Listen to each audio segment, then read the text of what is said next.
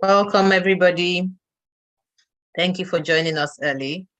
We will be starting in 1 minute.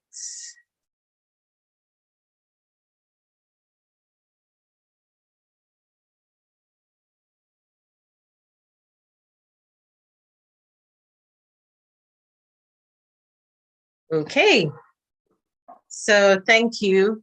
This is Find the Link Relates meeting, but it's been extended to both Find the Link parenting and relationships. So I'm happy to see people from parenting and relate groups here. So we are discussing the power of gratitude in relationships. That's what we're going to be talking about. And we're trusting God that it's going to be an awesome discussion. If you've attended some of the discussions in the past, then you know that we'll be taking questions, answers, and I have 17 questions that we're going to go through today. So it should be an exciting time. And we are going to start with, what is gratitude? What is gratitude? So big thank you to those joining us on YouTube Live. Big thank you to those on the Zoom. You can still invite people to join us tonight. So I'll just start. So gratitude would be what I'll just generally term as appreciation. Appreciation for something, someone, a circumstance. That's my simple definition of gratitude. Does anybody have something else that they want to describe gratitude as? Anybody want to unmute yourself or raise your hand, preferably, so that I can call you? Anybody want to say what they think gratitude is and what it's about?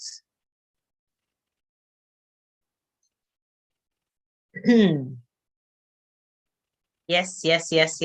Any other views about gratitude, apart from the ones that have been mentioned?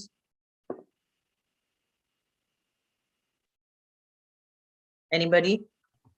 It's a culture of appreciation.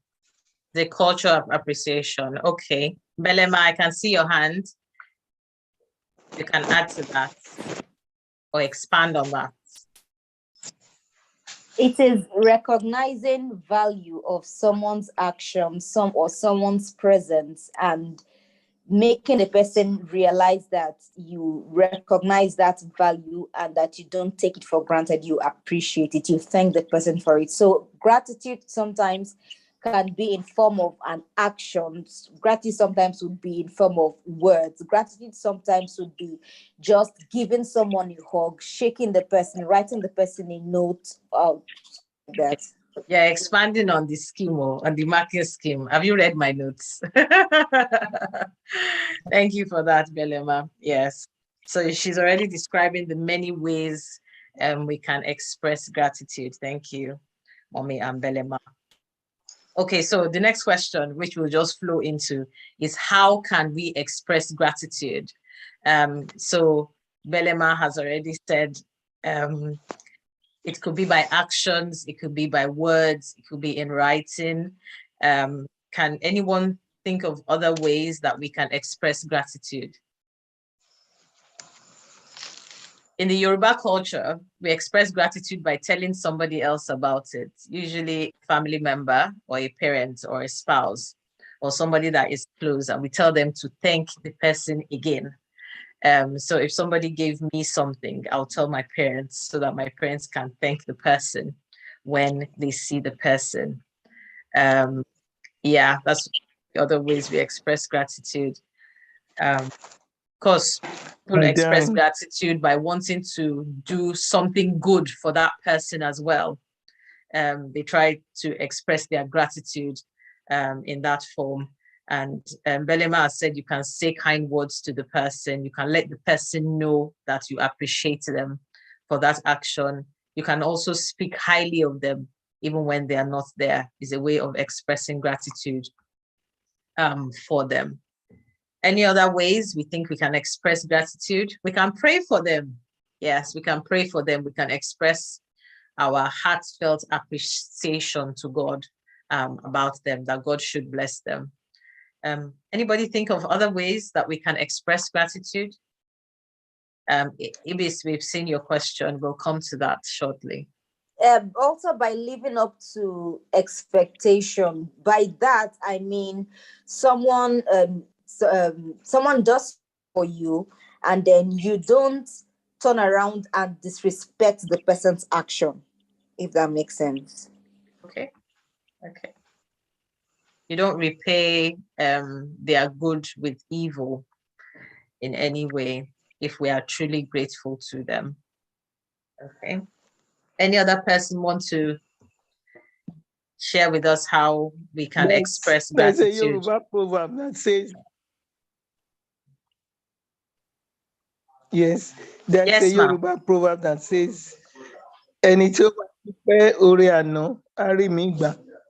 That if you appreciate what somebody has done for you, it will give you opportunity to get more things next time.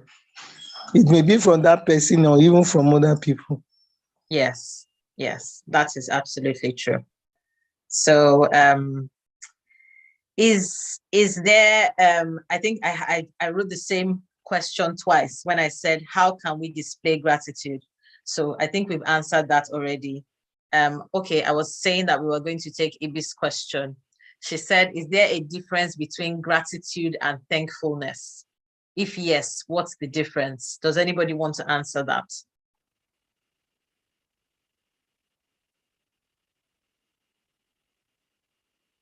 Is there a difference between gratitude and thankfulness?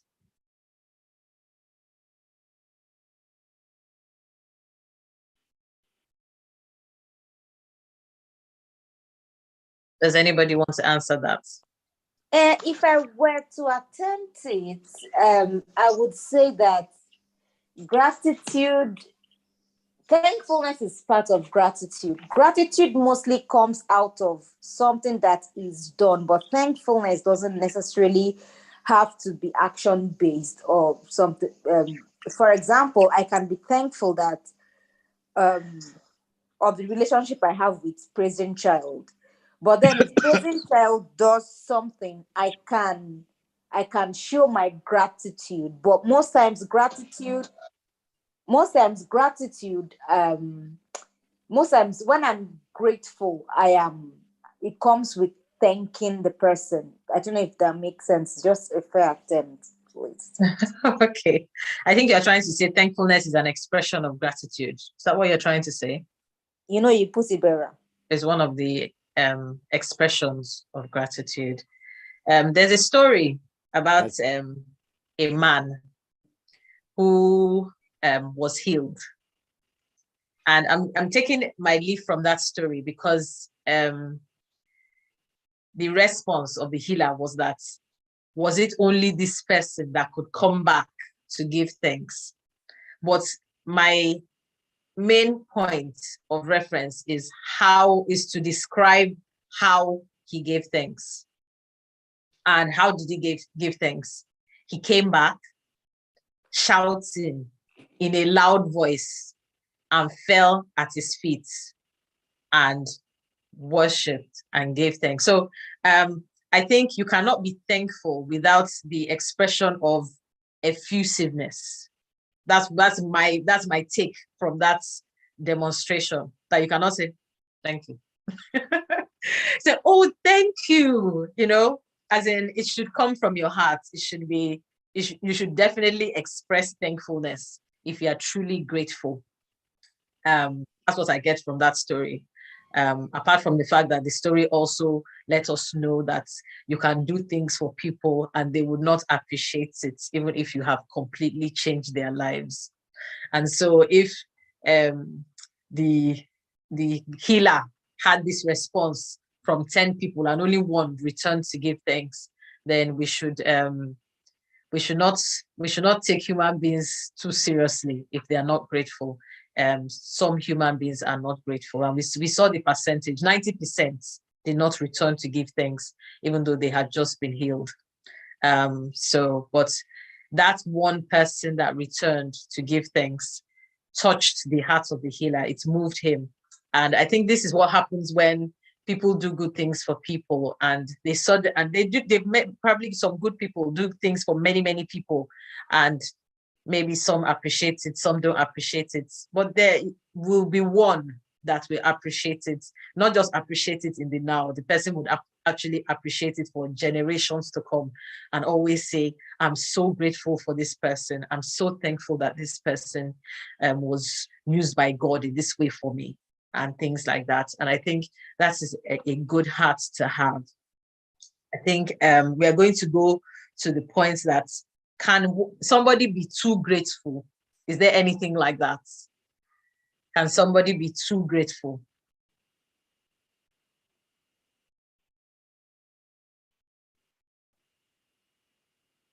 Can someone be too grateful? Can we overdo gratitude? We think it's something that can be overdone. Any answers? Any hands up? Let's have more speakers. Yeah. Mommy Ayedo, do you want to say something? I say you've unmuted yourself. You cannot overdo it, because okay, there's a sort of joy and happiness it gives. Yes. When somebody is grateful for what you do for him or her. Okay. And it even will encourage you to do more for other people. Do more. Yes. Yes. Okay. Chinedum says she doesn't know about being too grateful, but she's observed cultural differences. Do you want to shed more light on that? Yorubas, for example. Yes, I was describing the Yoruba culture when I said if they give you something, you will tell someone that is close to you, so that when they see the person, they will thank the person. Also, in the culture, if you did something for someone today, if they saw you tomorrow, they were still going to say thank you. In fact, I have an example actually. There's someone I know that did something for a lady, but was introduced by a driver. Now, because the lady had been introduced by the driver to this good lady, to this other good person, anytime she got something, she would go back and tell the driver and say, this person sent me something, tell me to thank the person. And she kept going and going and going. And the driver in question kept wondering that, why is this lady always coming back to tell me that she has been sent something again? And it made him think that, number one, she's a very grateful person. And number two, she was also honest. She didn't want to hide it, that, oh, this person that you introduced to me has been really good to me. They don't try and hide it, that kind of thing, which is something good. But in his case, he began to think that she was overdoing the gratitude. I personally don't think you can overdo gratitude. I don't think so. Yeah, I don't think so. I don't personally think so, but maybe other people might feel so. Chinedu has mentioned that she can imagine that a Yoruba person may find other cultures ungrateful. Yeah, there's a cultural variation, and that is something that people should probably be aware of, especially if you're getting involved with someone from a different culture, so that they know not to offend. For instance, you're going somewhere like China, or you're going somewhere in Asia, you know that they may have some particular customs that, even though they seem natural and normal to you, if you do them in their country, you would properly tick them off. So it's just understanding. And a culture that encourages gratitude is something to be emulated and copied. So if you are not from a culture that thinks being grateful is a big deal, it might be something to copy, because you can't go wrong being grateful, actually. You can get a lot of friends, a lot of honor, and a lot of goodwill with being grateful than not being very grateful. But yes, I guess understanding other people would make you understand why they behave differently. Sister Happiness Aderoyeje has her hands up, and so does Belema. Yes, Sister Happiness, let's hear you. Good evening, everybody. Good evening, ma. Yes. Well, from my own perspective, I don't think one can be over grateful if there is something like that. Too grateful. I come from talking from a cultural perspective. I come from a culture whereby if somebody does something for you, it's only one greeting. Do you understand? It's not like Yoruba culture when you say Eshan or Eshe, all those stuff. But the truth is that if someone has done something that is so touchy to you, you will discover that personally over several years, you always make a reference to that. That shows that you are still grateful.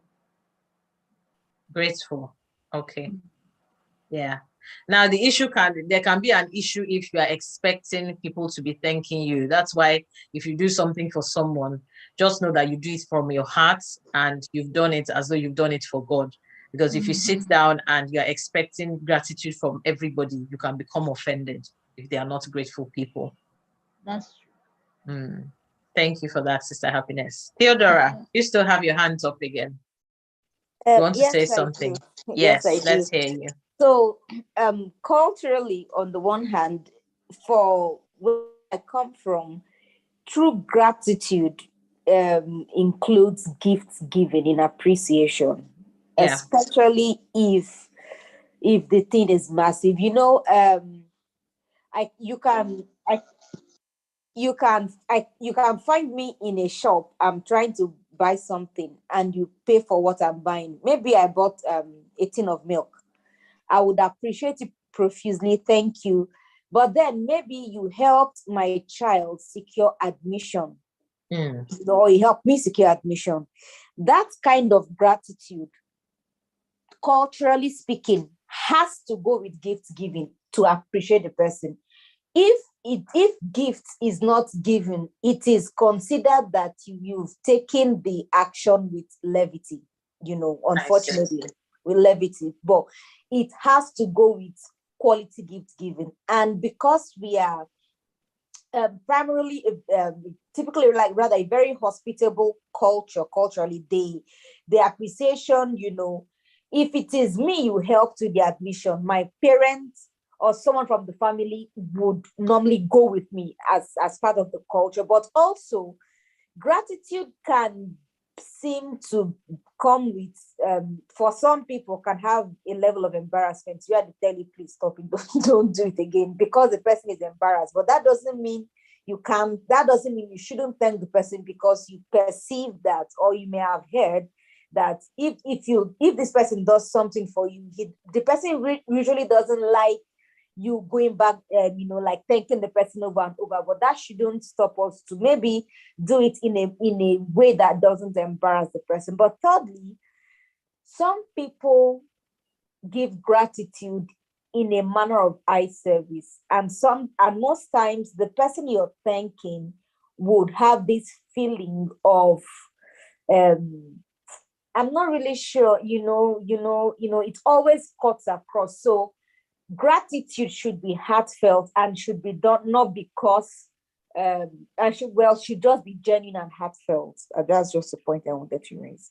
Yeah, that's the right way to be thankful. Be genuine, be heartfelt.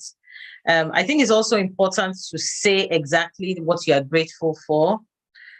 So for instance, if it's a couple that are married, you should be able to say things like, thank you so much for washing the dishes. I'm really grateful for how well you take care of the children. Things like that, as in it's specific, it's personal, not just generic thank yous. First thing I would say, thank you for what? Thank you for what exactly? Thank you for being you. Well, that's one thing to be thankful for. Yes, but if there's something that you're particularly grateful for, I think it's good. So, okay, Ebis is an academician. She's talking about ethical issues. it is unethical and criminal in some contexts to give gifts for helping with admission. I think in some places, they actually cap the amount, the cost of what you can give as a gift, so that it does not then become a form of inducement for the person. So they will cap it at a particular, that you cannot give anything more than, for instance, you cannot give anything more than $50 as a gift to somebody. Otherwise, the person can begin to favor you because it's a big amount. So some institutions actually have things like that. But generally, it's not a bad thing to give something after someone has been kind to you. Of course, if you give something before someone has done anything whatsoever for you, and you are expecting some form of favor from the person, then that will be considered a bribe. And we should be careful with those kind of behaviors and shouldn't encourage it. But yes, that's just to put a little balance and perspective to it. So genuine and heartfelt, that's how gratitude should be.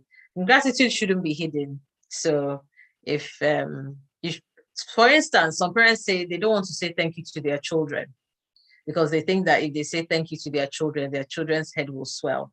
But if your children have done something good, you should be able to say thank you to them. You should be able to say thank you to anybody that does something good.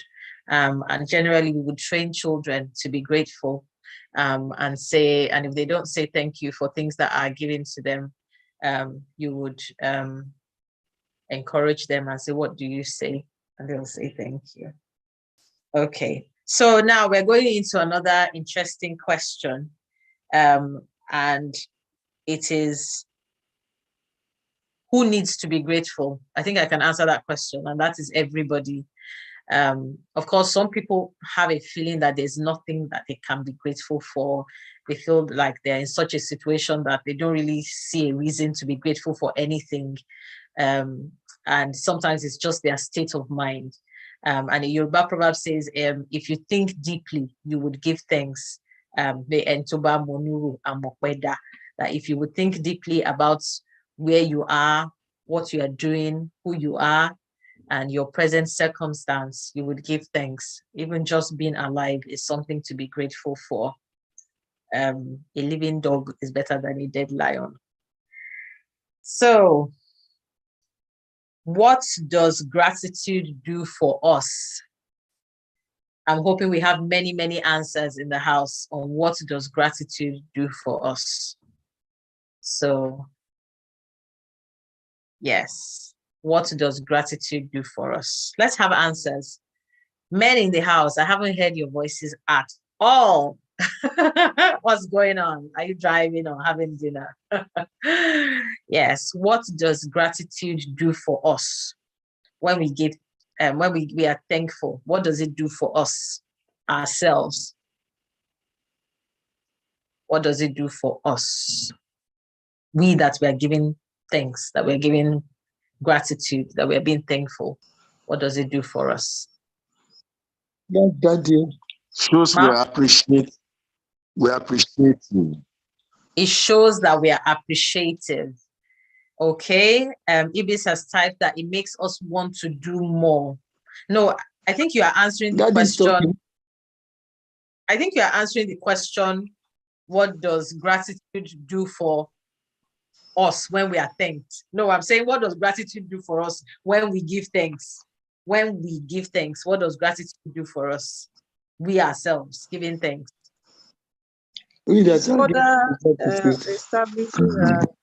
I'm sorry, Blessing. You saying something? Okay, I said just like that one leper that came back to thank Jesus. You know, Jesus told him that go, your miracle is complete. Like your miracle is complete. You are made whole. You're made whole. Yeah. So I wondered the 9 lepers that didn't come back.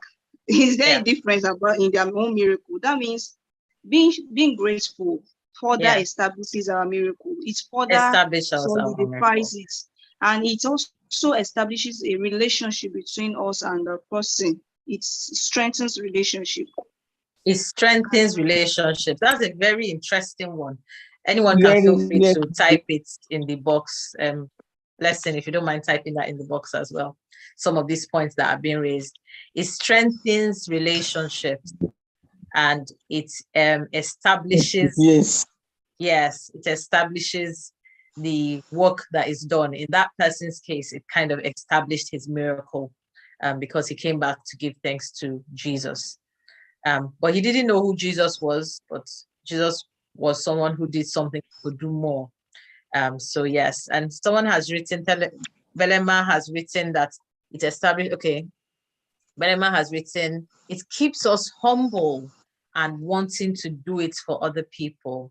So yes, I think being grateful puts us in a position where we know that we are not all in all, that other people have had an input in our lives, and God has had an input in our lives. And yes, it makes us to be humble because we couldn't have done everything for ourselves by ourselves. So yeah, there's an element there. And I can see hands up now. Mommy Ayedu first, followed by Uwem, followed by Olanike. It's Daddy. Okay, Prof. Ayedu, let's hear you, Daddy.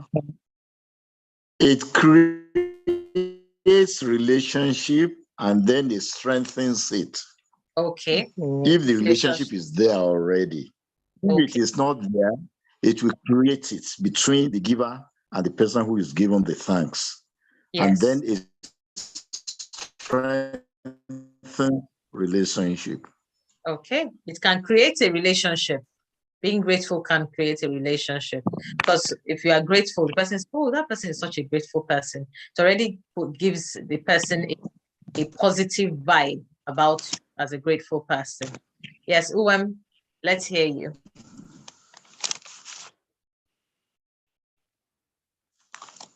Uwem, you are muted. Can you please unmute yourself?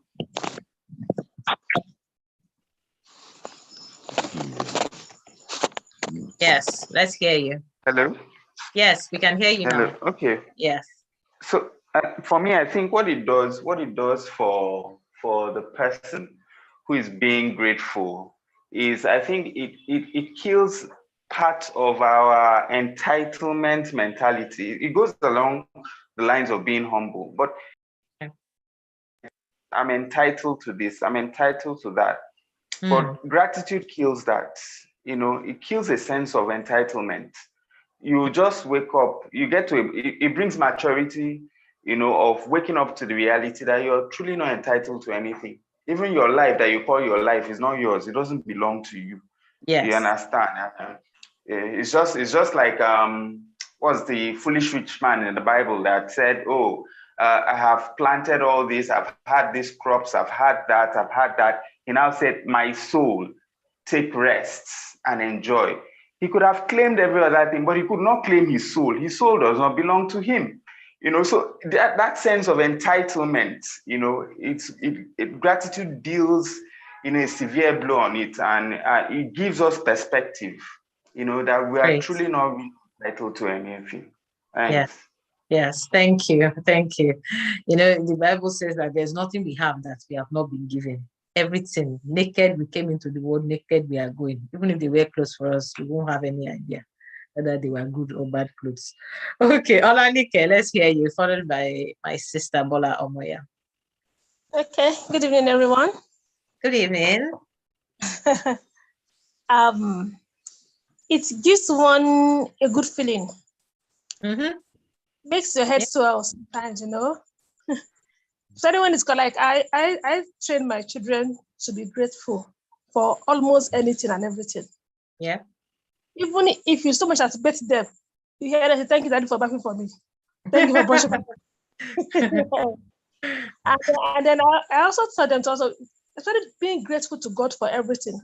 We were discussing about depression these days, and somebody said the reason why we have so much depression is because people are not grateful.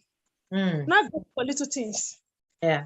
When you are grateful, it makes you see less of the problem. Yes. It makes you possibilities. Yes. Yes. Even when I'm in the toilet and I'm probably like, oh, thank you. I'm like, what is this? I say, I'm thanking God. Except for whatever, because I could poo. Yeah, absolutely. Yeah. When I sneeze, thank God for sneezing. Yeah. That shows I'm alive. So when the network has gone off. we learn to be grateful for little things. And it's the problems that is around. So being grateful is more important. If you spend more time being grateful than thinking about the problem, you see that your heart will feel lightened. It will be as if nothing could go wrong. Even when things are wrong, you see possibilities of problems. Possibilities. Awesome. So being grateful makes us see things differently, makes us see possibilities instead of problems. It makes us feel good. It makes us happy. Being grateful makes us happy people, happy and happier people, because it makes us think of all the things we have that we don't even deserve. And then we begin to have this feeling of, oh my God, I can't believe I woke up this morning. I can't believe I'm able to open my mouth. I can't believe I still have teeth. Oh my God, things like that. So it opens our eyes to things that we were not seeing. It also opens God's eyes to us, because God loves grateful people. And it is we can almost call it a command that in everything give thanks. So God wants us to give thanks. It makes us happy, and it makes God happy. It makes other human beings happy with us. And so it's even a small price to pay for that alone, not to talk of any other thing. It keeps us healthy, reduces our stress hormones. So it keeps us healthy and keeps us looking younger, because one of the expressions of gratitude will be things like singing, laughing, and those kind of things make you look young, make you look joyful, make you look happy, and make you happy to be around, make other people happy to be around you, because you have such a positive vibe about you. Yes, Bola, let's hear you. Yeah, good evening, everyone. Yeah, good. It's such an interesting topic. Sorry, I joined a little bit late, but I'm still happy I did. So I wrote in the comment section that gratitude makes the receiver happy and fulfilled. And to that, I want to share an experience. Okay. We were three friends. Yeah. So one of us just got put to bed recently. Okay. So the third was they stayed close to each other. In fact, they attend the same church, and she made pepper soup just to bring, with the fact that she just gave it just to greet her and all of that. Yeah. So I think after some days, the person that received did not say thank you. Okay. So the giver now called me. She was heavily burdened. She now had to call me that, look at what happened, that this person, I did this to her. She couldn't even say thank you. She started making speculation. Was it that she didn't like it? Was it this? Was it that? And I had to encourage her that at least you have done good. You have done well. And God has seen that attitude and that good thing you have done. Yes. Let that be your consolation, even if you don't receive a thank you. So had it been she had received a thank you, she would have been happy and fulfilled. Yeah. But because that was why I wrote it, because gratitude makes the receiver happy and fulfilled. Yes, it does. But it doesn't cut across board anyway. Even in particular, if I say thank you, I move on. I've done what I feel I should do, and that is it. But some people, they take it so dear to their heart, and that gratitude must be done. Yeah. So, thank you for sharing. I think there's an attitude of the giver and there's the attitude of the receiver, because sometimes you give people things and it is as though, okay, or you receive things or they say thank you and you say, oh, don't mention, or sometimes you ignore it, or you just act like they didn't say anything. I think there's an attitude that even the giver should have. You should be gracious as well. So if somebody came back to say thank you, say, oh, you're welcome, it was my pleasure, things like that. Oh, don't mention. It's okay, things like that. Don't ignore it. Don't act like they've not done anything, because not everybody would have come back to give thanks anyway. So if they came back to give thanks, accept it graciously. That's what I mean. They are appreciating you for something good that you have done. And people that have a problem accepting gratitude as well, sometimes they sometimes feel that they don't deserve to be thanked, is why they do that. It's okay not to expect it, but if you are thanked, you should accept it graciously. It's one way to show grace. But yeah, thank you everybody for all your comments. I think Victoria Adebayo has a comment. Let's hear you, Vicky. Yeah, good day, everyone. Hello. All right, I think I'd like to talk on different ways of, I don't know if I should call it different way, like my own case, the case I'd like to share tonight is on delayed gratitude. Delayed gratitude. Okay. Yeah. Okay, so I'm a teacher, for those who don't know, so I train students, and there's a competition we do, and it transcends to international. So I had this boy. He won the opportunity to go on an all expenses paid trip to the US twice. And each of those 2 times, I was supposed to go with him as a chaperone. But thanks to Trump, I was denied visa on those 2 occasions. Now, among other things, the organizers of the program gives them as much as $100, I think, as pocket money to buy things when they go after the competition, you know. Now, this boy never for once came back either the first or the second trip to like, oh, auntie, I took $1 out of 100 to buy you this pen or something. I kept it to myself, and maybe I shared it with a few. This boy can be so ungrateful, this, that, that. But you know, it's a student, and a teacher asking would be like, by kind of thing. Just this year, and that was like the last time we went was 2019. He's graduated now. He's maybe in 200 or 300 level. He went to the US to study. Just like last month, the mother just texted me one morning on WhatsApp, sent a picture with me. My boy is now having an internship with the company, that is Microsoft precisely, that we were having competition with when he was a student. And I said, oh, it's because of you. Then like a week or 2 later, I said, another message. Your boy sent you $100. Man, he's not working yet. It's just like internship and everything. The same $100 that I was even thinking of, I can even buy $1. Sometimes the gratitude may not come when or how we want it. And do you know now the worst part is, I now had to tell some people that have been saying, can you imagine that boy, that ungrateful boy? That boy sent it. That boy sent me something. That's my own share of that $. You know, so I learned a lesson from that sometimes the way we expect or when we expect, that's not when the gratitude or how the gratitude will come sometimes. So that's my contribution. Thank you. Thank you very much for sharing. I think there's a portion of the Bible that says we should not be weary in well-doing. I sometimes interpret that as saying sometimes some people will weary you, but the point is that we will reap a reward if we do not faint in doing good.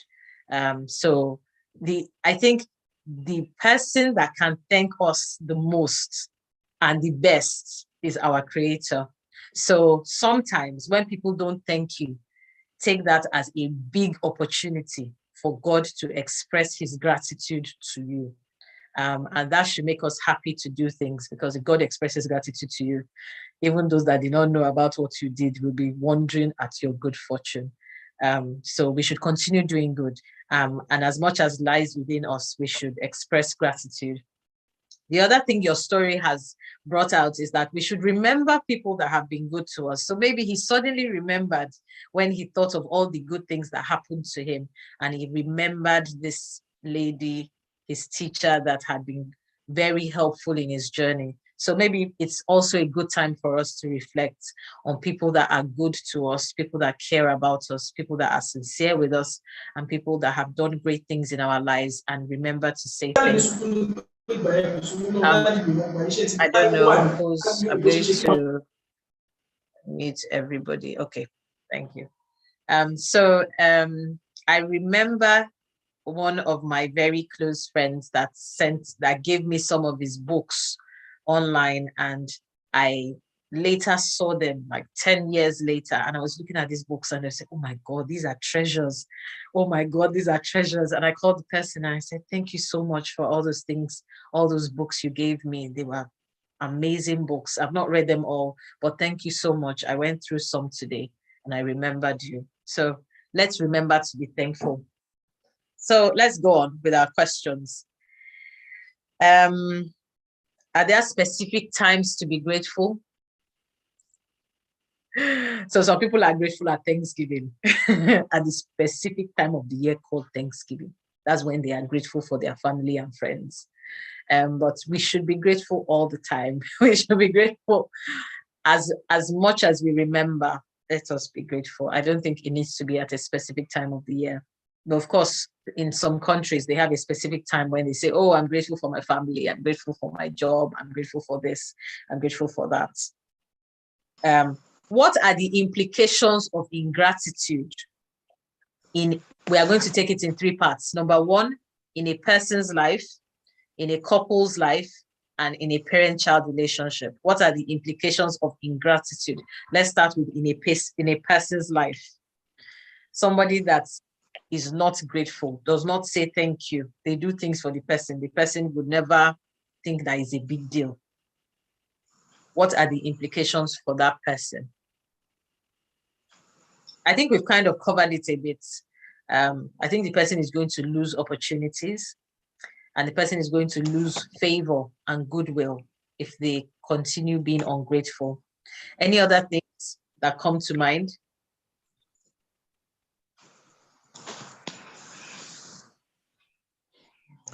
Hello? Ma, yes, we can hear you, Ma. I think we need to establish first that to be grateful and thankful is even a command, as you have said the other time. Yes, if we look at 1 Thessalonians 5:18, it says, in everything give thanks, for this is the will of God in Christ Jesus concerning you. Yes. And when we look at Psalm 107, it says, oh, give thanks unto the Lord, for he is good, for his mercy endureth forever. Yes. Which shows the effect of being grateful, of being thankful. And I think you are asking a question now. There are 3 parts to gratitude. Okay. Recognizing what you are grateful for. Okay. Acknowledging it. Yes. And appreciating it. And appreciating it. Wonderful. So, thank you. I want to give an example. For instance, if I send something to somebody and I did not hear any message like saying, I have received it, so thank you very much. Or somebody gave me this thing that you sent to me. Normally, I will normally ask the person I send that person to, that did you give it to that person? Did the person yourself? Truly receive it? Yes, the person truly received it. There must be a communication. Yeah. And so I think it's something one should establish and teach people. People that don't know how to be grateful, one should teach them to be grateful, even if it is for little things. When you start being grateful for little things, you will know how to be grateful for big things. In my house, even when my children cook very delicious food, I will tell them, this is you have done well. This food is very tasty. Thank you very much. And if they give me anything, I will always say thank you. I'm so used to it that if they do anything, I'll say thank you. And if they do something bad, I'll say, no, you have not done well. So we need to always, it should be in our system. It should be something, because even God wants it. If our God wants it and he created us in his own image, we too, we desire it. We want people to be grateful and thankful when we do something for them. And if they didn't do it, automatically they're the one that we lose, as you have just said now. And in husband, I think what you said, we should say something about. I said we are still talking about individuals now, about the implications of being ungrateful as an individual. We are still coming to the one of couples shortly. If you are ungrateful as an individual, you will not get more. You will not even be remembered again. Yes. Because you have not put, it's like you are not put a seal into what you have been doing. People may not remember you. You just say, I remember sometime when we have some surplus in the house, I will say, whom are we going to give this thing to? One of my son in the house say, let's give it to so and so. They always send something to us too. There was a day when one of my sons said it, and I was so shocked because I was already thinking about something. Somebody said, let's go and give it to these people too. They always send us things. So we can see, I now realize what it means to that my son. I may think he's still young, he's not working, he's still, but it has registered in his heart that one should always be grateful and reciprocate it. Yeah. So thank you very much for sharing. We are to try to outdo each other in good works. Chinedu is sharing some lessons here and says parents must teach giving. She notices that her niece, who is more grateful, has been coached by her mom, and it makes her feel closer to this her niece. Of course, you'll be close to people that are grateful to you. You'll be closer to them because it is a good attribute, it's a good character. So it's something that would make you drawn to them, even if you don't end up being close. Belema, do you have something to say? And Olanike, do you have something to say again? I don't know whether your hands are newly up or they were up before. No? Yes? No, they are newly up. Newly up. Okay, let's hear you. So like mommy said, the way I want to describe it is that you make life difficult for yourself if you're not grateful. Exactly. You do. And I think life has enough hassles already. Yes, and you don't. and the one that I think someone gave an example of someone that made people pursue for someone, and then the way I want to, because you leave the person second guessing. Did she like it? Did she not like it? Did I offend the person by sending this? What's the interpretation? It may not even necessarily be, why didn't this person thank me? And like mommy said, that feedback, I mean, even if you will not thank me, just let me know that you received it. Yeah. Even if you won't thank me. So automatically, like mommy put it so well, but the way I want to explain that you make life difficult because you will be forgotten by God and by men. Yes. Because if we look at through the Bible, one thing that made David spectacular, like mommy quoted that scripture also, said, give thanks to the Lord for his good, for his mercy endure forever. Give thanks to the Lord. Give thanks to the Lord. David turned to the left, give thanks. Turn to the right, give thanks. And you can imagine how God dealt with David. And then look at some other people that weren't grateful. So for the 10 lepers, it's like saying 10 people had cancer. One came back to God and was thankful to God. He didn't have a relapse. The other people had relapses. So it will make life unbearable for any individual that's ungrateful. Someone else also said it brings about depression, because when you're not thankful, it means that you're not thinking back to look at what is working. And the good things that have been done for you. Yeah. When she gave the example of Boel movement, I laughed because I have difficulties with some of those issues. And when I laughed, I said, truly, when be grateful to God. I listened to a song that some have food but cannot eat. And then the person singing now said, some have legs but cannot jump, some can jump but have no legs. I busted out and I started laughing. I'm like, this is 100% true. So for the very little things, and if we are grateful, we'll have the spirit of joy.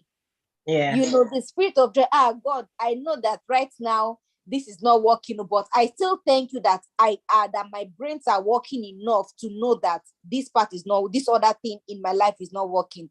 And I know that because you are God, but thank you. Sometimes just wake up and say thank you, and you will see that the more you thank, the more you're grateful, the more things that didn't seem to work begin to work. So begin to work. Begin to work. So that's my contribution. I'll put my hand down now.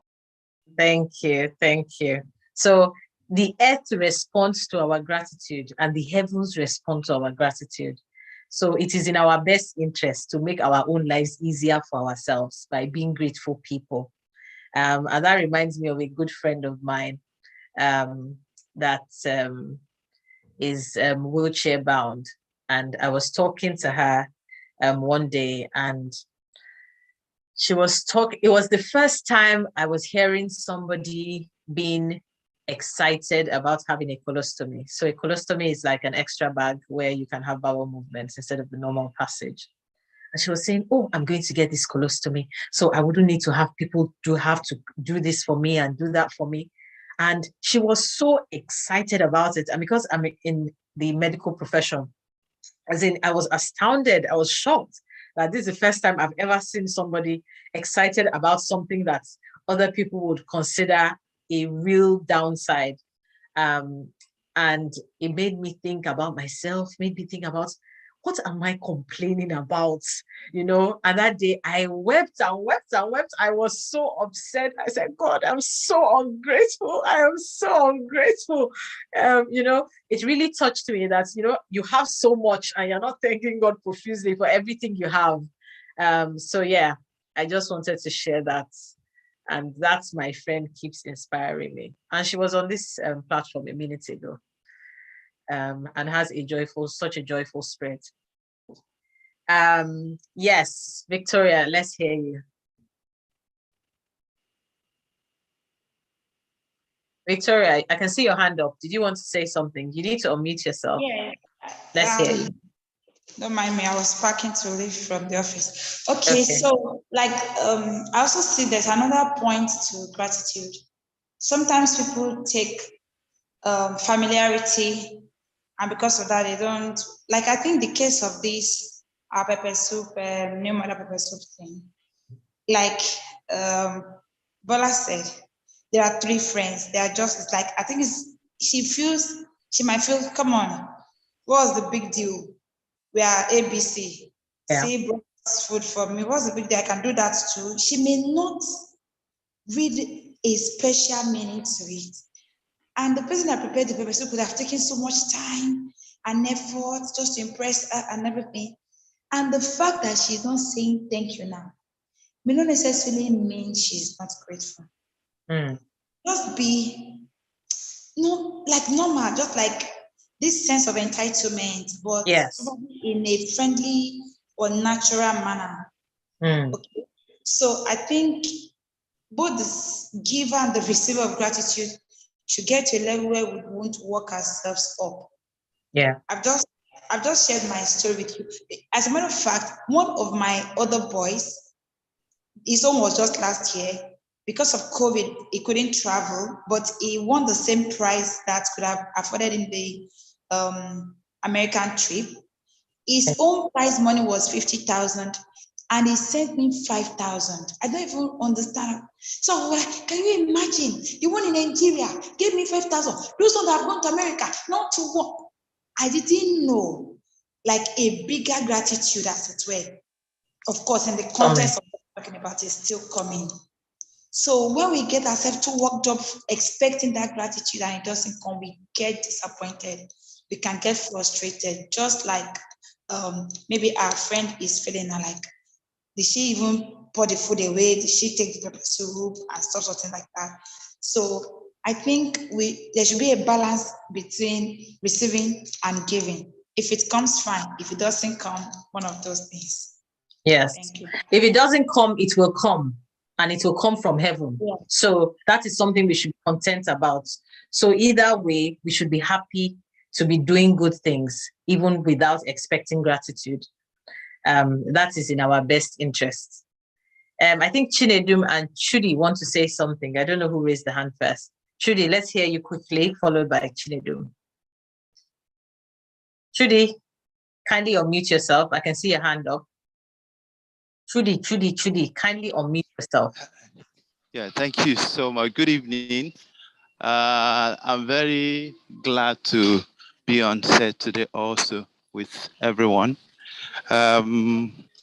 Yes, about gratitude. Actually, I'm on my way. I'm walking while talking, so you might be hearing sounds.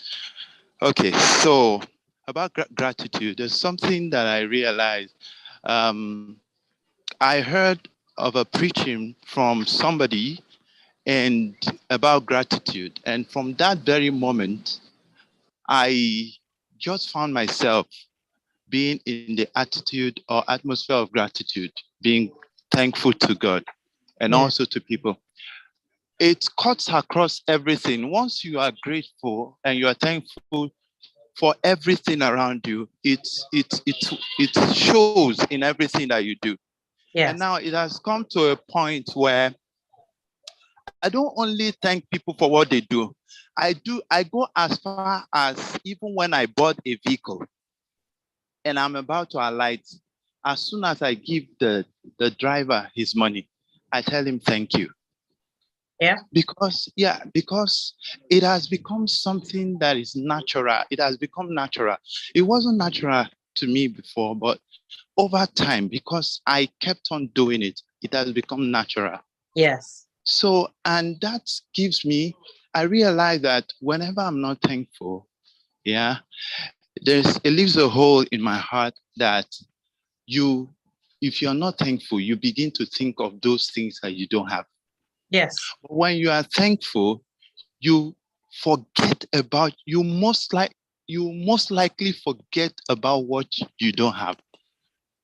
And being in the attitude of thanksgiving or gratitude helps you to see those things that you have. You see more of the things that you have than the things that you don't have.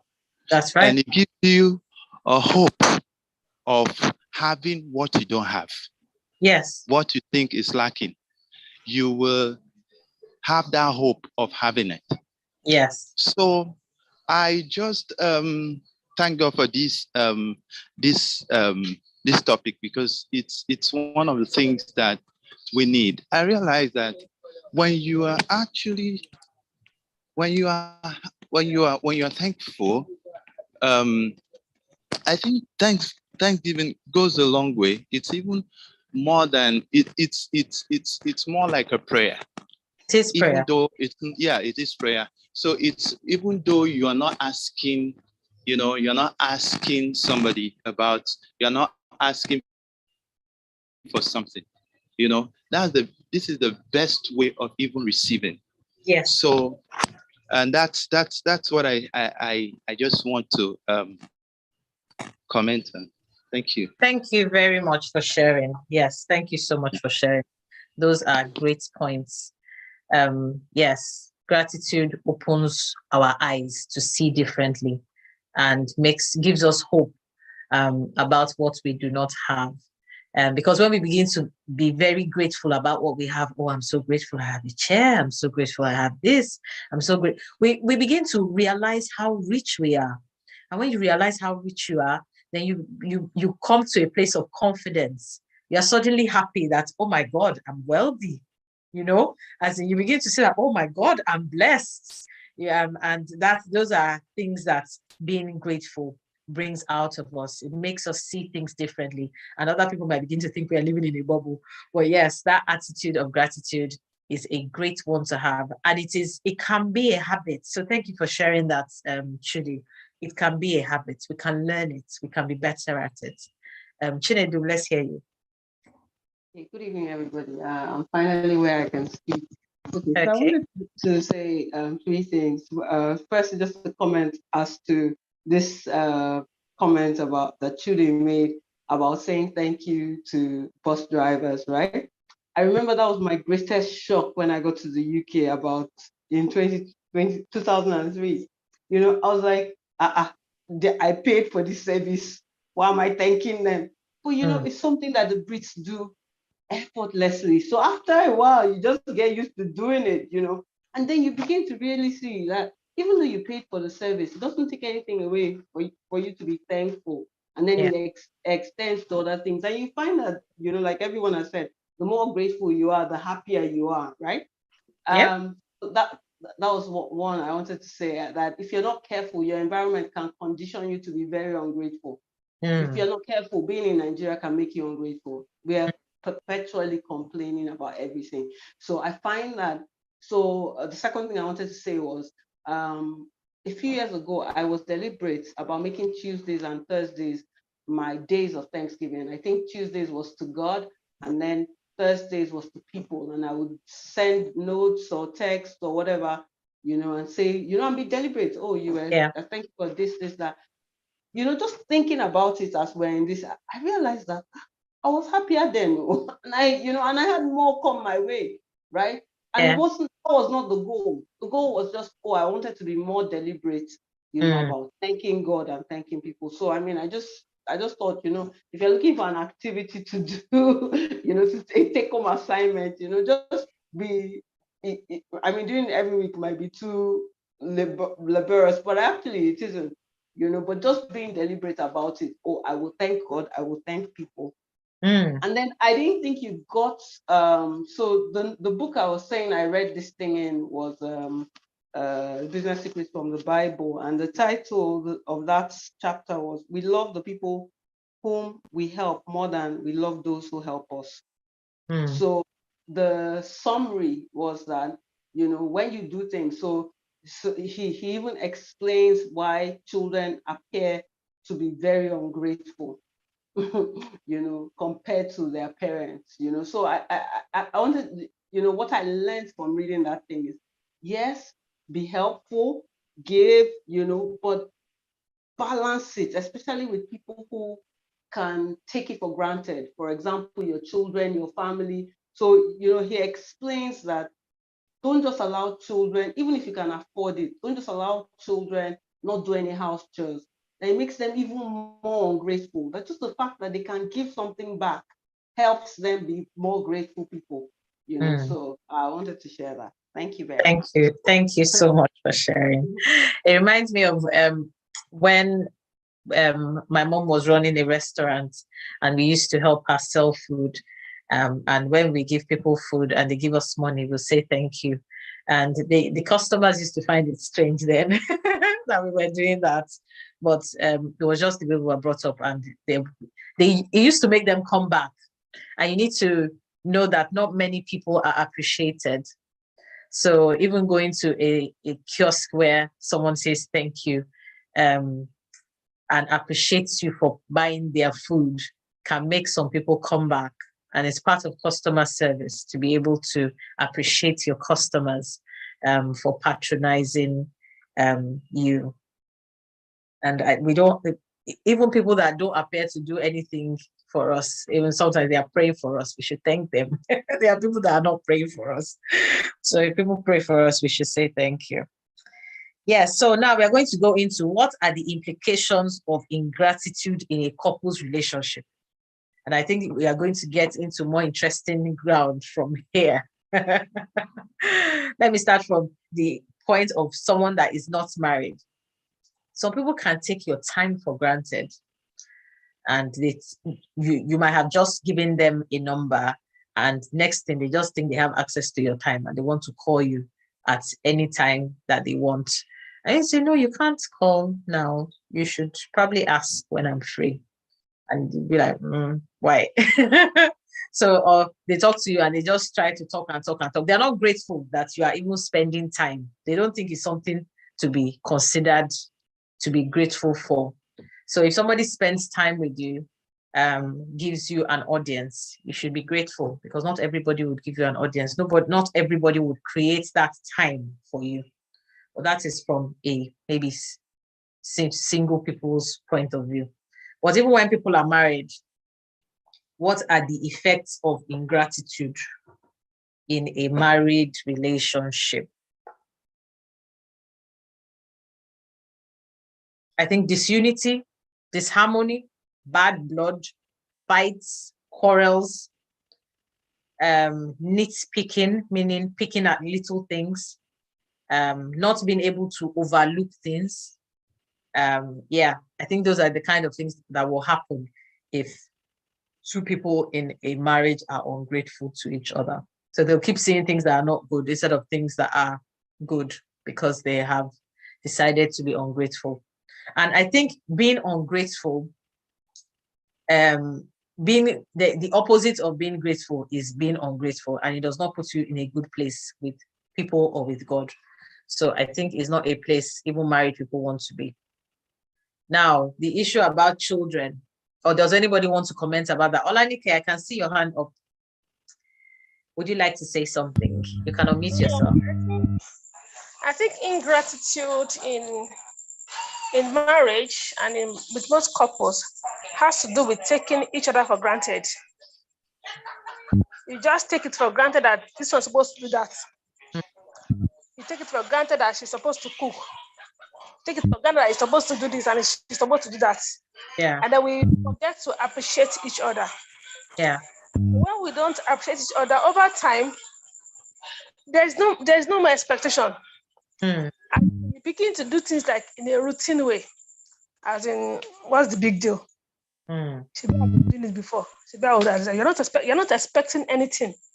You're not expecting a thank you. You're not expecting any gratitude. Yeah. And over it generates. Yes. So, like I said before, one should learn to be grateful even for little things. Yes. Don't wait to beat like, oh, he bought me a car or so. Don't wait until that. Even for little things. Like there was a day I was in a place and I came back with a muddy shoe. And I was tired. So God, I just slept. When I woke up in the morning and I opened it and I met my shoe cleaned. I was like, wow, who did this? There were some brothers living in the other room because it's like a flat. When I came out of all the brothers that I could guess what I did, I was like, oh, bro, you did this. I was so touched that you could take my shoes and then clean it up and then put it beside the door. You know, things like that. When we should be grateful for small things, not just for small things. Yeah. Looking down on the less privileged. Do things for maybe you're in a taxi or something. You just take it for granted as if I'm higher than them. We should learn to even of a child. I say thank you to my children. Yeah. So I tell them thank you. But they will tell mommy, you don't say you're welcome. I have to say, okay, you're welcome.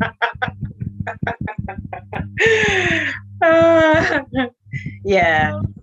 There was a they were asking mommy, why should we thank God for everything? I said, because you have to. Should we thank God for generator? Thank for generator. If it's not working, you don't have lights. And then, when you now say tell them to pray, instead of thanking God for air, thank God for the sun, thank God for our clothes. When I get that, I would say it's okay. Yeah, pray.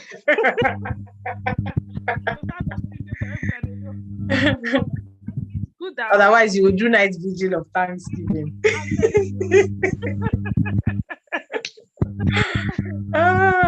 Yeah. Yes, it's great to be thankful for everything. And if ingratitude draws couples apart, gratitude brings them closer. So be thankful that someone took out the dustbin. Be thankful that someone washed your car or fueled your car. Be thankful that someone cooked. Be thankful that someone made the bed, that you came home and the house was neat or the house was smelling nice. Little things. Be grateful for intimacy. It's not a gift that everybody has or can use. So be grateful for little things. Be grateful for everything. Yeah. You can be grateful for how people speak. You know, I really like the way you put that. I really like the way that sentence. It has made me very happy. Yes, we should be grateful for everything. We should be grateful for everything. It makes us happy and it makes other people happy. It generates laughter in a home and between couples. They are grateful to each other.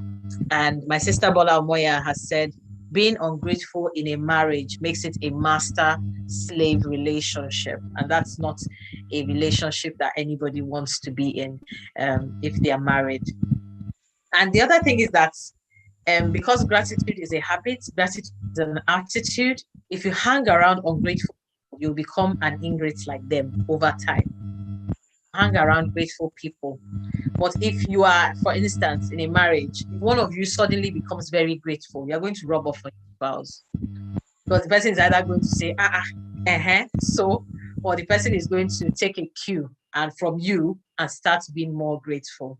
So the attitude can rub off on other people. How did I come about being the praising child?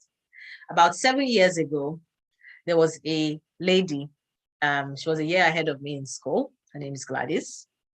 She was doing a gratitude challenge. So they were doing this at the time. So one person would hand over the baton to you and you will say what you are grateful for 7 days in a row. And so at the end of the 7 days, you are supposed to start it. If the person handed over to you, you are supposed to be talking about the 7-day gratitude challenge as well for 7 days. And then you are supposed to hand over to someone else. So precisely in the year 2014, that was what happened. And so this lady Gladys handed over to me and I started for 7 days. And by the time it was 7 days, I was so excited. I was so fired up. I was so glad. I felt that I was led to continue it. And I continued it for almost 40 days at the time. And it was as though there were too many things to be grateful for. And I was super excited. And that was when the name Praising Child was first mentioned. Of course, I did not start using it till just a few years back when I was reminded of it again. But that is where it came from. And I think it started a series of other things in my life. My life was took a different turn in that year. Some very specific things happened in that year that I'm truly grateful for. So yes, gratitude opens your eyes to things and opens heaven to you as well. The other thing we do on Find the Link Relates in particular is that we have a Testimony Tuesday, which is basically the whole of Tuesday, we just give thanks to God in particular for things he has done. And we've had some amazing testimonies of what God has done for us. Yes, there's a story that I want to share from a friend of mine. I asked his permission to share it. His name is Dr. Bayomi Ogowale. So he had written this story on Facebook, and I remembered it for this meeting in particular. And I'll just read it very, very slowly so that you would understand about this parent-child relationship and ingratitude. So the title is called Grateful to the Road. And he says, this is the story, I'm reading it now. I was a vulcanizer once, a vulcanizer apprentice to be exact. My mother finally made good her threats to take me out of school. School was the one place I loved and thrived in. Outside of school, I was a terror. My aunties and uncles tried, but there is a limit to which you can beat a child. Beating had no effect on me.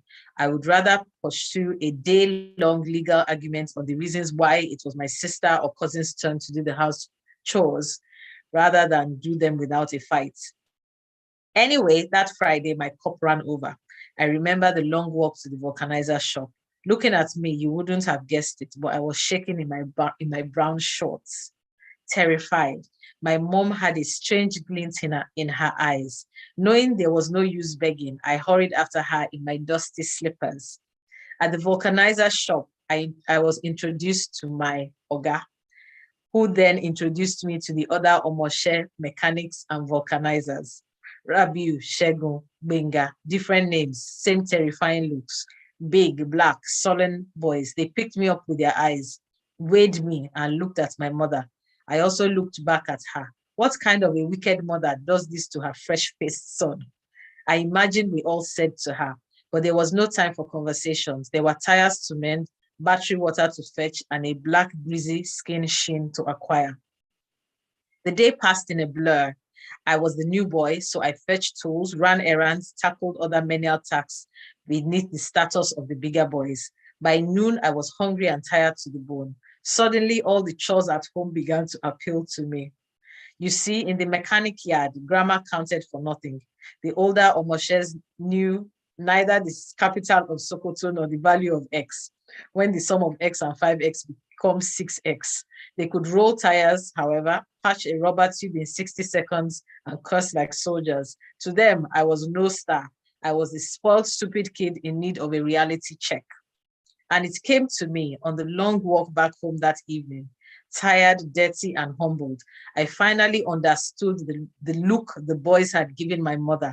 Where did a wonderful woman like this find such an undeserving, ungrateful, and wasteful child? I had mistaken their disdain for envy. I was in their eyes, indictment of monumental ingratitude.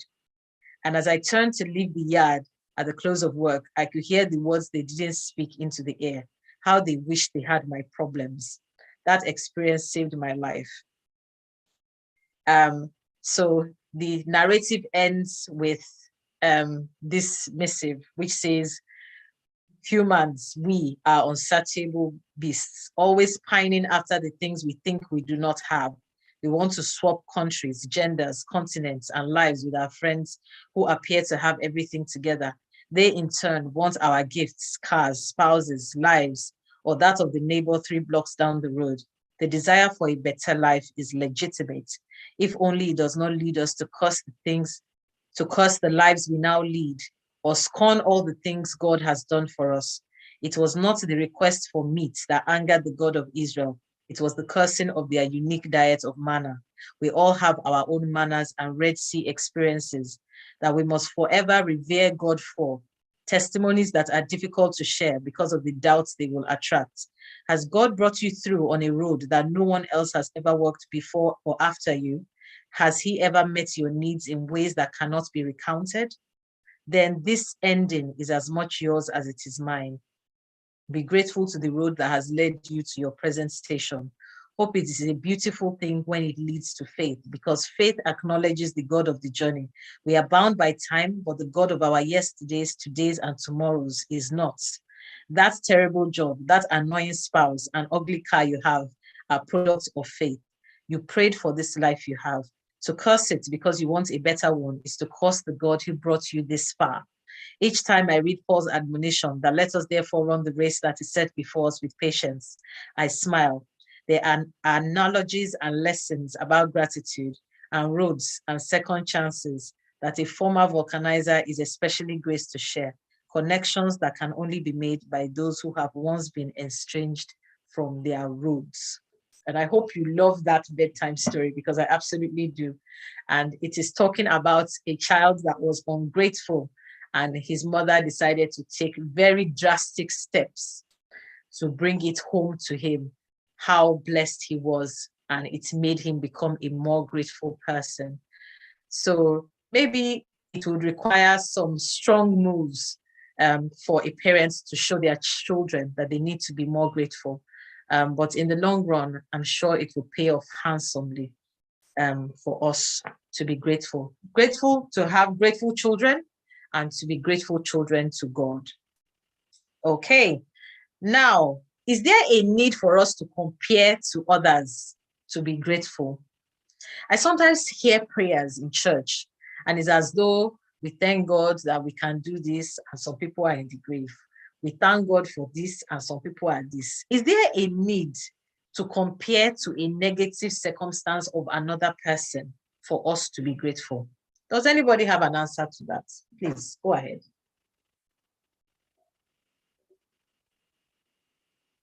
Yes, anybody?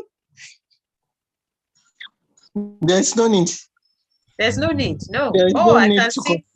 There's no need to compare whatsoever. Be grateful and thankful to God. Yes. So I think we can be grateful. All the things you are grateful for.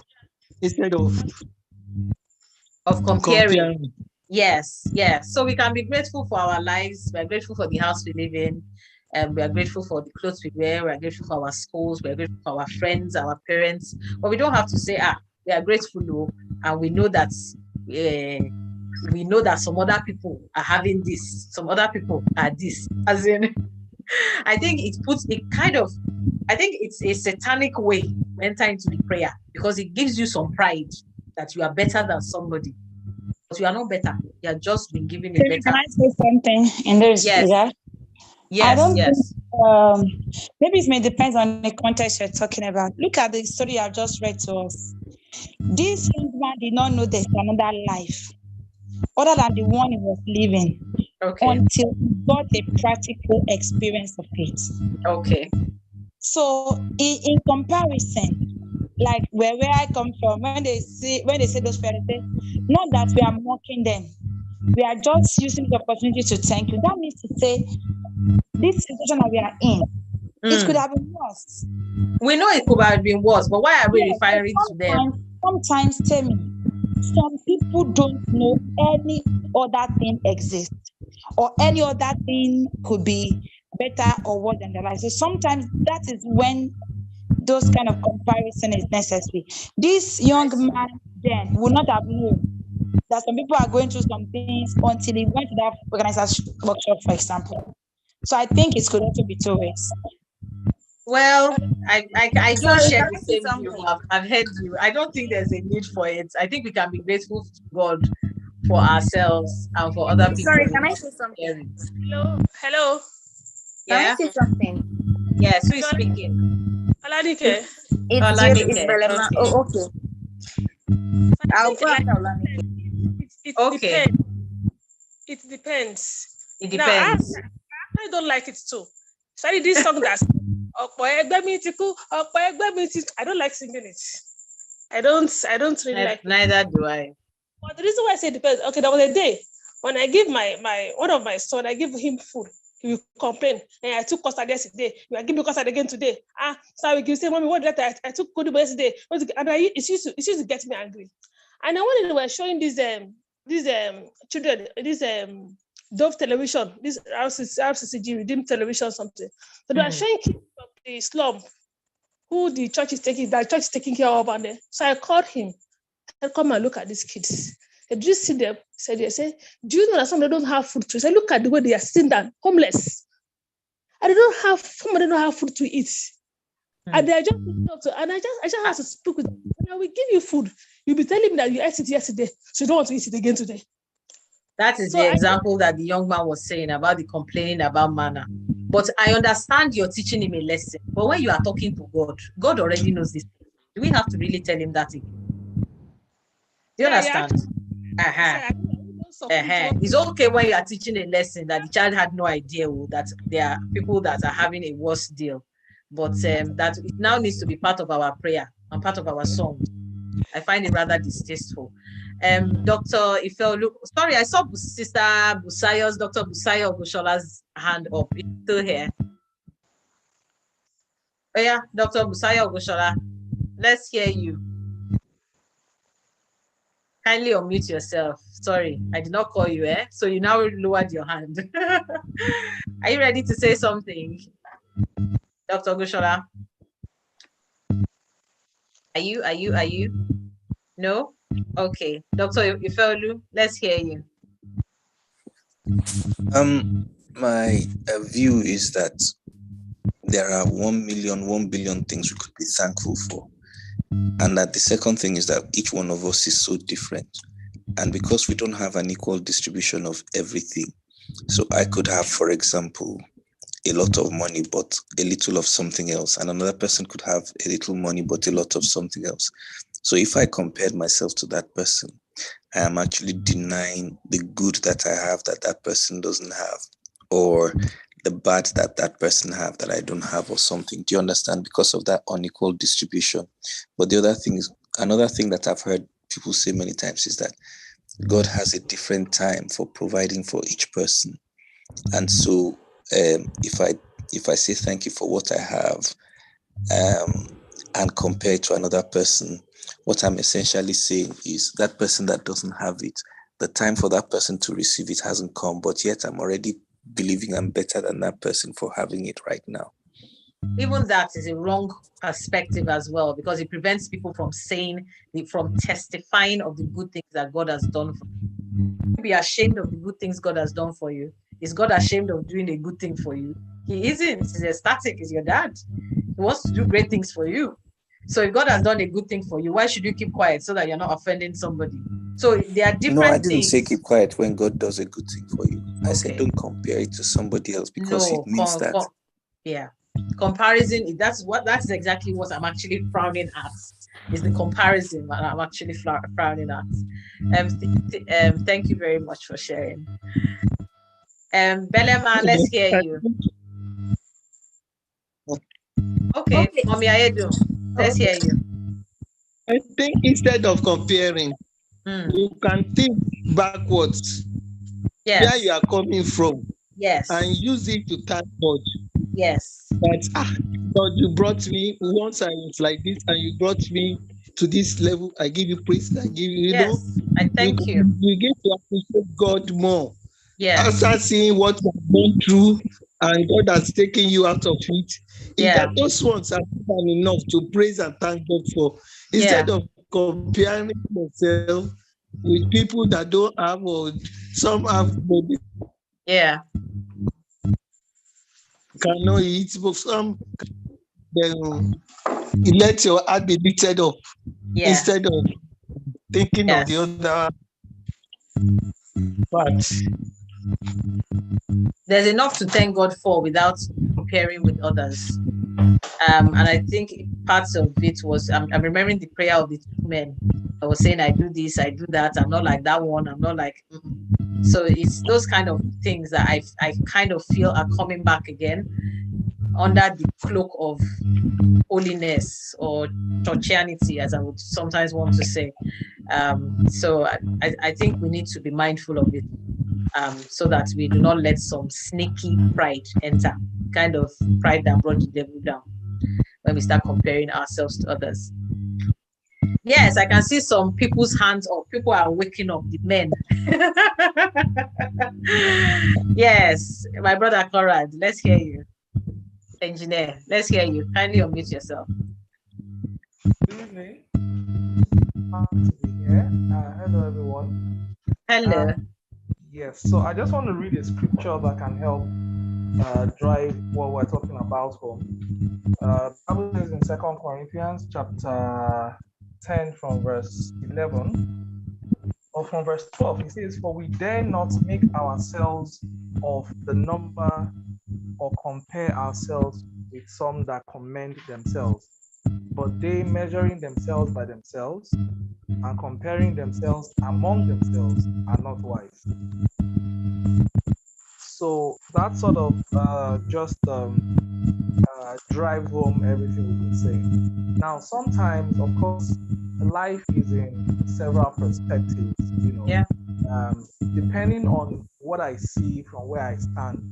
That helps me with the sort of reflection that I have. Sometimes I might be going through something, and then I see somebody else who is going through something that is a lot deeper, but is cheerful, or is happy, or is getting along. I'm like, wow, if this person can, be strong and stand and still forge ahead, I mean, why am I complaining?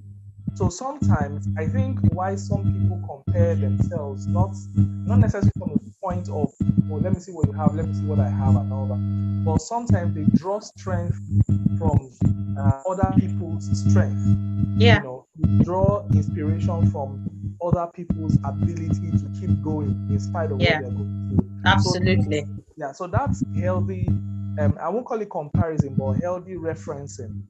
But as a person, you don't necessarily have to compare yourself with anybody to be grateful to God. Yes. No matter the situation you find yourself, because for all that you have, in fact, all that you have is somebody else's dream. Yeah.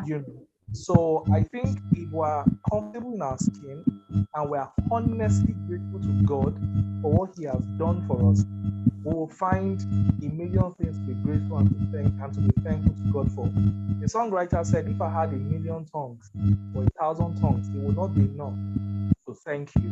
So truly, a grateful heart will always find a reason to thank God. So when we are full of comparison and checking out what other people have or what they don't have, then there's a problem. The Bible says such people are not wise, in summary. Thank you very much. Thank you very much for sharing. So if we compare ourselves with people and it makes us feel better, we might be feeling superior to them. And if we compare ourselves with others and it makes us feel worse, we might be feeling inferior to them. And both an inferiority and a superiority complex are signs of pride. They are signs that you have not yet recognized who you are in God or who God has made you and what God has given you. So those are things that we should not encourage. Theodora, have you spoken or you want to speak? Because I don't know whether your hand has been up from before. No, I haven't spoken. So I think Brother Conrad really explained they really explained it. So I think really the intentions behind it. It is a bit slippery because sometimes it might be driven out of the pride and thinking that we are better, like at least thank God I'm not like this person, at least thank God I'm not like that person. But you explained something about a friend of yours not too long ago on this platform. So if we look at, I'll share a story. I think it was during the Vietnamese War. Some missionaries I can't remember where they were at the time, and they tried to flag down a white jeep. And then the people in the jeep laughed at them because getting transport was really difficult, laughed them to scorn, drove past them. And then after a while, another car came along and carried the missionaries. So they hadn't driven too far when they saw that everyone in the white car had been gunned down. Not one moment.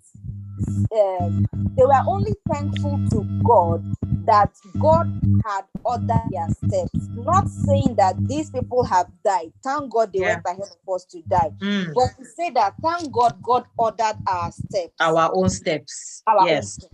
Yes. So you can look at a situation, and I pray that God will give us the wisdom, because it is even in teaching our children, it is the wisdom of God that we need part time. I heard the story of a lady, I think it was my sister's friend, whose son laughed at another kid for wearing rubber sandals to school. And then she went home, took one of her son's best shoes. I think it was just a pair or two pairs of his best shoes, let's say Nike Air, and then brought it to the mother of the child and begged that, she wanted to gift this boy.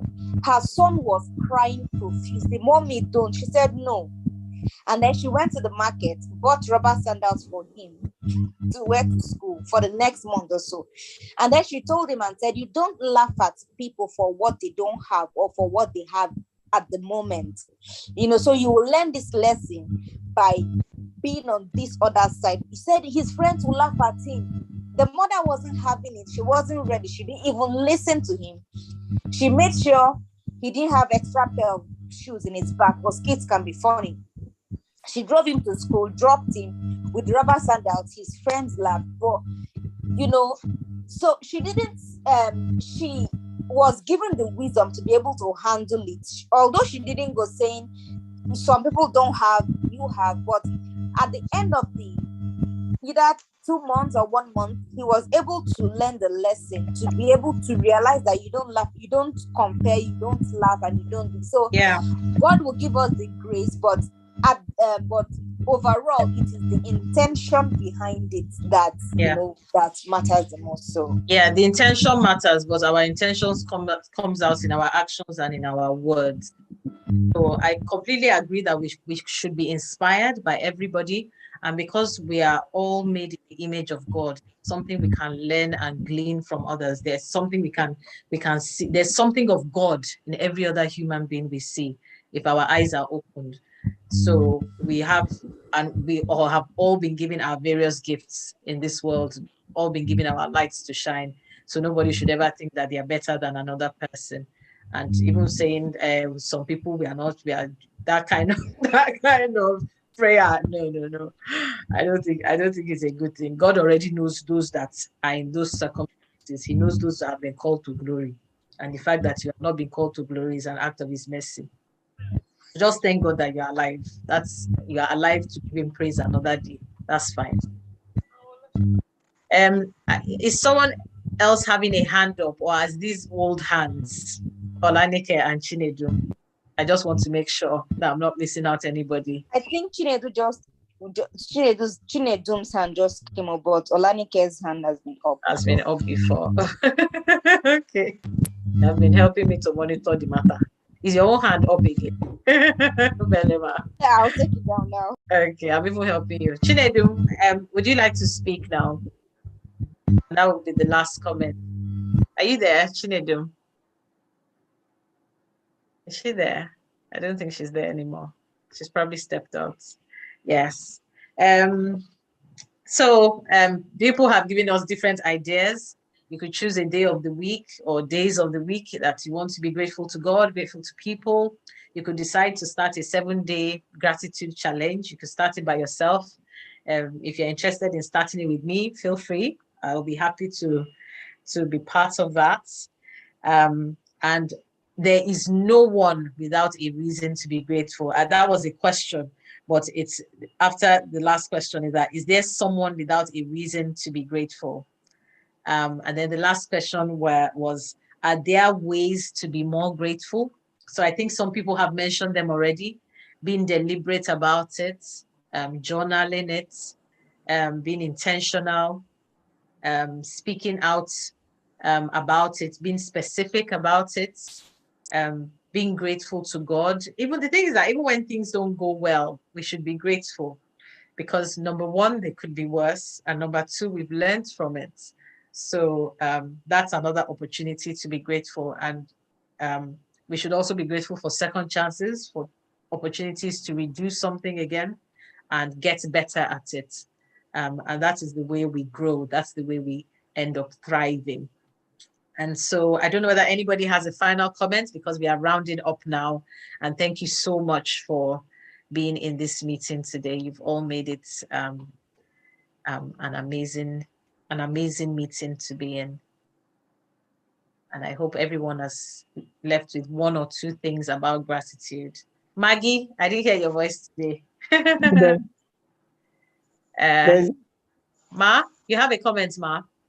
Yeah, just for the closing, there is a song. Okay. Like this. When I think of the goodness of Jesus and all that he has done for me, my very soul shall shout hallelujah. Praise God for saving me. It's just enough for me to praise God every minute of my life because he's a faithful father. Yes, mommy is a praising child. God bless you. She's a praising mommy. She's a praising mommy. Me, I'm a praising child. Okay, so like we say, thank you very much, Bola. I can see that. Thank you, everybody, for being here. God bless you. Like we say, find the link.